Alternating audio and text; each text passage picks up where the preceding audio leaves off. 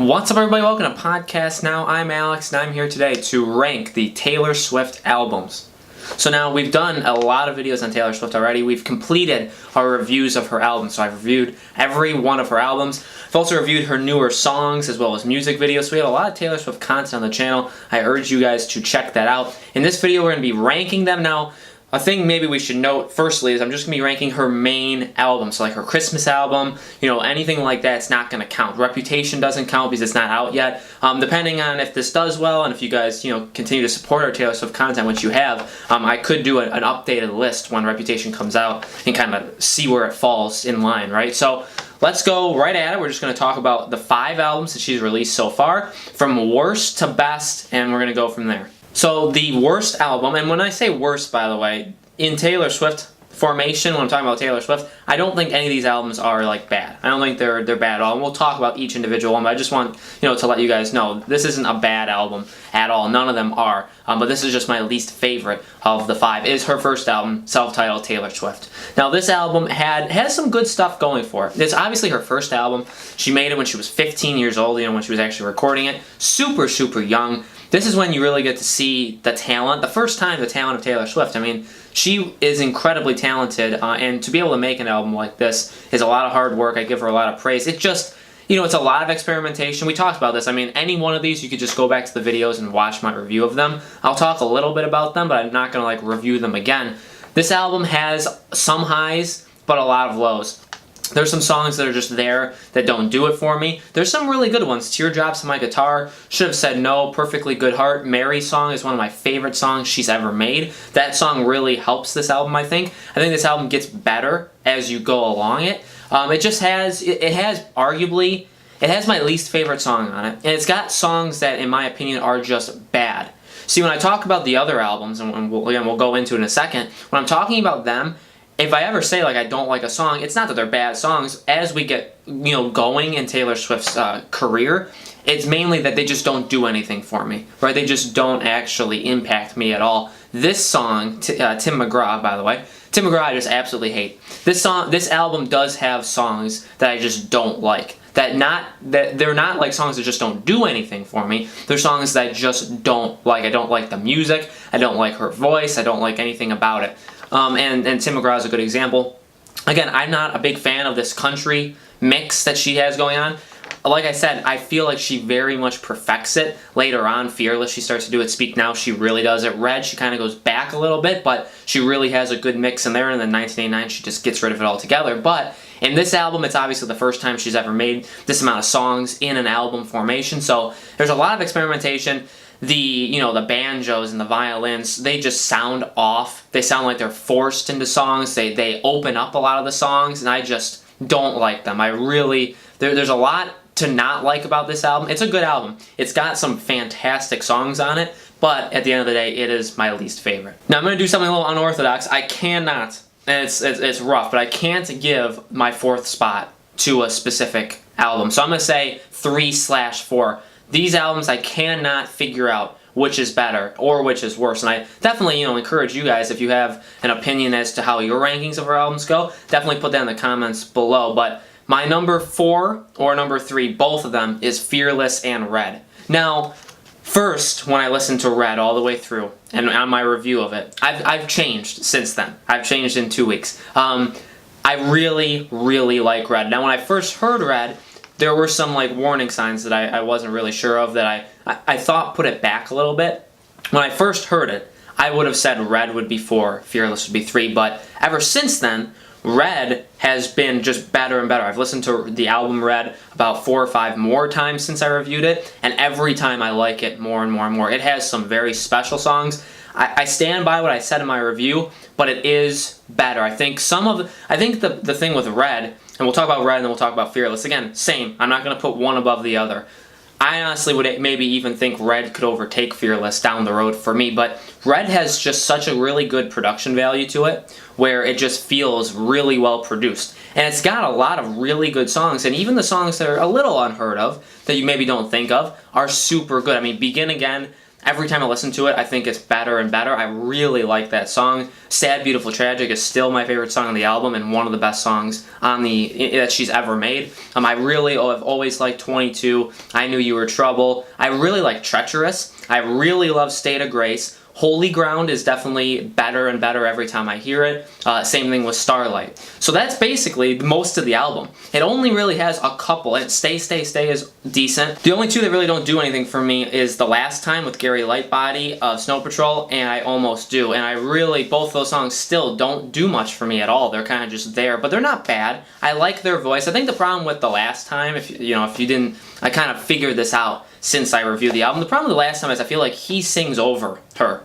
He sings over Taylor Swift, and in a song that's featuring somebody, I feel like the artist that, it's their album, it's their song or whatever, I feel like they should be more prominent. That's actually what I like about the song with Ed Sheeran, is she kind of sings over Ed Sheeran, and Ed Sheeran has that kind of voice where it's very nice to listen to, but it kind of does really well kind of in the background underneath her voice, where her voice takes front stage, whereas in The Last Time, Gary Lightbody's voice is like up here in Taylor Swift's. You can't even hear her half the time, because his voice is just so like commanding, which is, good for him, but it doesn't do, I'm not there to listen to him. I don't care about him at all. So, Red has a lot of good, and I didn't really see it as much in the review when I did. I really liked the album. I liked it back then too. I liked it 2 weeks ago. I like it now, but I think it's way, way better. And the songs I really like in it, I really love, like Starlight, Holy Ground, Sad, Beautiful, Tragic, Begin Again. Some fantastic songs. The deluxe edition songs still are terrible.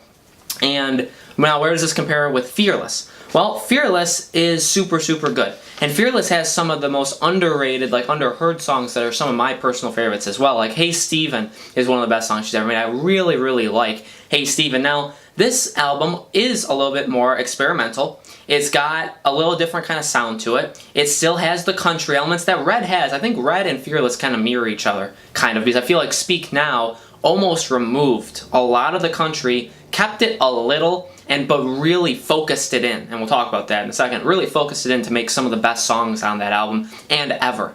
Whereas Red kind of went back a little bit, back to like Fearless territory, and kind of started mixing them in a little bit better, but also having this, a little older Taylor Swift voice, and a little bit more mature, and more mature lyrics and what she's talking about. So that's really what happened to Red, and it mirrors Fearless really well. I'd say Red would pretty much take Fearless completely, would be way better, but Fearless has those fantastic lead songs that will always make it special. Love Story could be one of the best produced, put together songs that Taylor Swift has ever made. It is truly a masterpiece, and one of the, really just a fantastic song just in general. I know, if you don't like Taylor Swift, maybe you don't like any of her songs, but Love Story is a song I think anybody can listen to. The mix of the violin and the guitar and the banjo and everything, everything mixed in.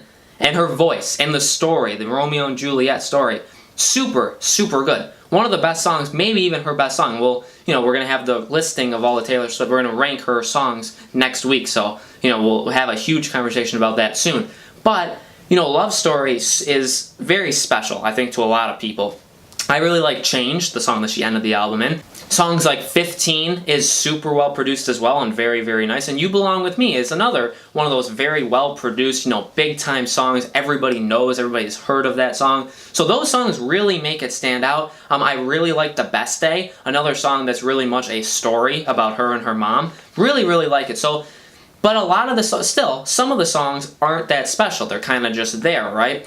And I think that's what holds back that album from being better than Red. I think songs like Love Story and 15 and Change and stuff like that, I think that holds it right next to Red, because I think the bigger hits on Fearless are better than Red's.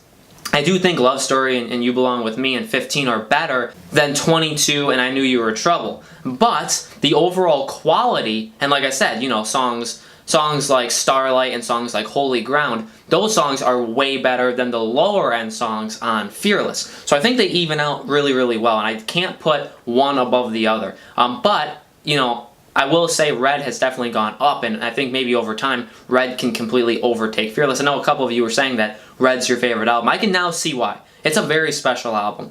So that's just where I land on that. Album number 2, my second favorite album by her, is 1989, her last album that she came out with. Her birth year, and really a change of complete sound. I mean, this is when she goes all pop. It's a much different pace. It's a much different tone. She does different things with her voice. She almost completely eliminates like instruments like drums and guitar.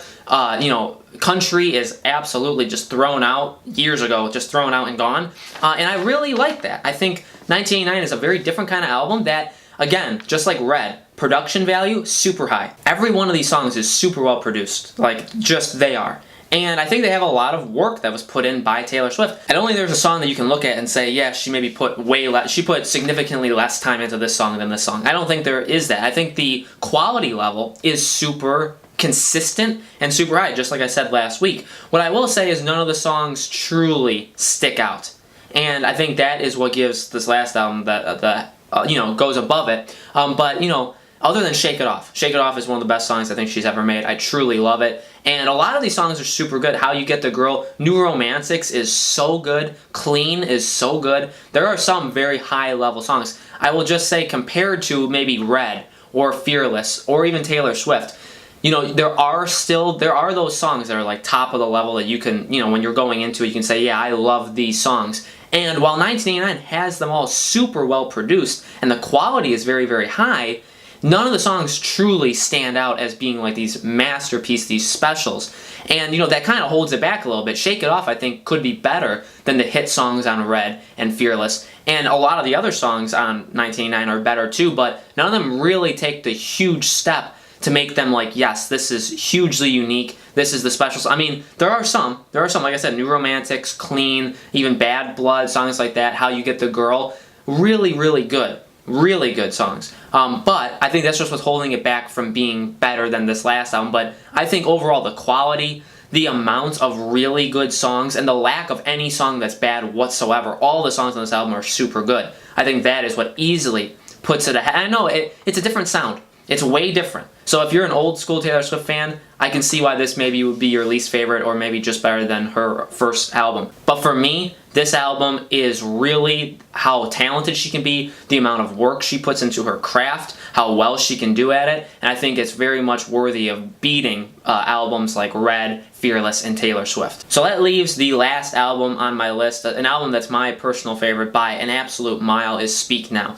Now, Speak Now is just a masterpiece. It really is. I know it's weird maybe coming from me, but I like all sorts of different kinds of music, and Speak Now is a phenomenal album, an album that has just huge song after huge song that, it doesn't have, like I said, it doesn't even have that big of dips. I think 1989 maybe is the most consistently straight-lined album, where Speak Now isn't, not as much, but I will say the best songs that she's ever made are on Speak Now. I mean, songs like Enchanted and Haunted are the best. Enchanted is probably the best song she's ever made. In addition to that, the deluxe edition, the bonus songs on this album, are phenomenal and are better than most of the songs on albums like Fearless, Taylor Swift, and Red.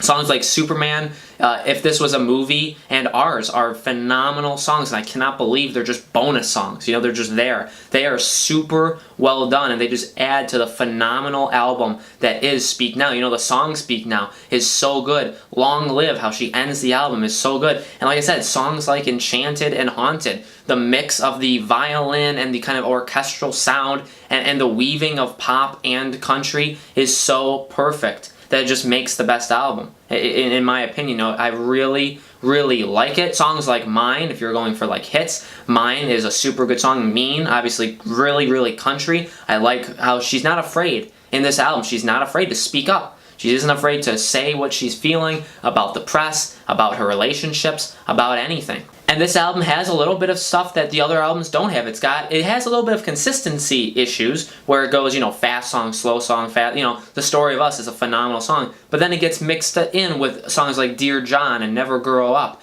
And those songs are super slow, but super personal to her, and you can really feel that. And I think, again, all of these albums, her voice sounds really, really good, other than maybe Taylor Swift. I think her voice slips in that a little bit. But songs, Speak Now is when we really started to hear, yes, she has a fantastic voice in songs like Enchanted and Haunted. That's where I really felt it, even Long Live. And Mine. I mean, this album has so many examples of why her voice is so good. And I think it gets perfected. I do think her voice gets better every single time. I think her voice in Red is better, and I think her voice in 1989 is better. But Speak Now is the first time we heard it, and there's no noticeable dip from Speak Now to Red to 1989. You can tell it gets better, but when you listen to Speak Now just by itself, it's not like, ooh, like, ouch, like that note was just way off. No, she really, really worked to get her voice to that level. That album is really where you get to see that her voice is good, and then it gets better, but you can't notice a sizable dip if you go from her newer stuff to her older stuff. Even songs like Innocent, which is a song that going into Speak Now I never really liked. After listening to it, I think Innocent is a phenomenal song. This album just has songs that really connect to me. I really like hearing them. I love her voice. I love the structure of the songs. I like how the songs are put together. I think her best songs that I like are on this album by a mile. Again, she's a fantastic artist, musical artist in general. All these albums are great albums by a mile. They're super, super good. But I definitely think Speak Now is just kind of the pinnacle, the very top of the game that she's ever been. I don't think she's reached it. Based on my ratings, Speak Now is here, then Red, she kind of slips a little bit, and then 1989 she goes back up, but just not as good as Speak Now. I don't know if Reputation is going to be able to beat Speak Now. From the songs we've heard of Reputation so far, I really like Look What You Made Me Do, and I really like Ready For It. Ready For It is a phenomenal song. I think the best song of the three. So I think Reputation as a whole, it could be, Gorgeous I like, but I don't think it's super, super good. So it'll be interesting to see where Reputation falls on this list. Right now I'm hoping that it can at least get to Red territory, Fearless/Red territory. And then can it be better than 1989? We'll see. Can it beat Speak Now? Well, it would have to be literally a masterpiece in my opinion, and when I hear it, it'd have to be better than a Speak Now. And I don't know if just the way she makes music and the way she structures things anymore, we'll never hear another Speak Now. Unless she, bands sometimes decide, let's make like a part 2 to this album, or let's kind of go back to the sound we had back then. If she ever does that, we could definitely see albums that sound more like Red, Speak Now, Fearless. But I think right now Reputation is going to mirror a lot of 1989, and we'll see if it can end up being better than it or worse. So I'll probably update this list, maybe even in a new video, or I'll just put in the comments below here. But if this does good, we'll definitely do another video. Maybe we'll flesh out even more of the reasons why I like these albums, and we'll add Reputation and see where Reputation falls. So let me know in the comments below what your rankings of these albums are. Also, any suggestions? I've gotten a couple suggestions for stuff in the future. Reputation comes out November 10th. Next week, we're going to be ranking her songs. It'll be a little different kind of list. We're not going to rank all of them, but we're not going to rank like 10. So it'll be, something special. Let me know if you want to maybe hear like a list of her worst songs, or I know I got her best music videos. We'll definitely be doing that as well. I definitely hear your comments. So we'll be doing more Taylor Swift lists and discussions. Maybe we can have actual discussions based on topics about her in the future. So let me know what you guys want to hear in the comments below. Thank you guys for watching. Make sure you subscribe to our YouTube channel, Podcast Now, for more of this stuff. Like and share the video, and I will see you guys next week for our next Taylor Swift video.